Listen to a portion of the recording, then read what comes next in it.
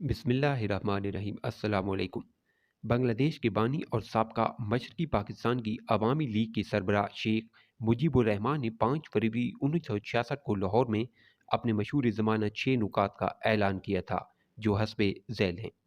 پہلا، 1940 کی قرارداد لاہور کی روشنی میں ایک وفاق پاکستان میں ایک ایسے پارلیمانی نظام کی ضمانت دی جائے جس میں بالغ رائے دہی کی بنیاد پر براہ راست منتخب شدہ قانون ساز اسمبلی کو بالادستی حاصل ہو۔ نمبر 2، مرکزی حکومت کے پاس صرف 2 محکمے ہوں، دفاع اور خارجی امور۔ نمبر 3، دونوں صوبوں کے لیے الگ الگ لیکن قابل تبادلہ کرنسی کا نظام ہو، لیکن اگر یہ ممکن نہ ہو تو آئین میں ضمانت دی جائے کہ مشرقی پاکستان سے مغربی پاکستان میں سرمایہ کار فرار کو روکا جا سکے۔ نیز مشرقی پاکستان کے لیے الگ الگ مالیاتی اور اقتصادی نظام وضع کیے جائیں۔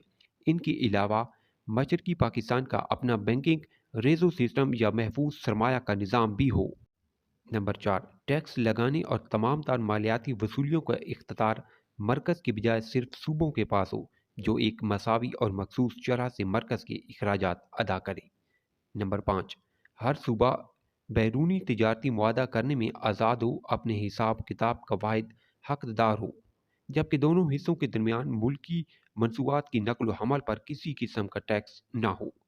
نمبر 6، مشرقی پاکستان کو الگ فوج یا نیم فوجی دستے رکھنے کا حق ہو تاکہ ملک کی سلامتی اور آئین کا تحفظ یقینی بنایا جا سکے۔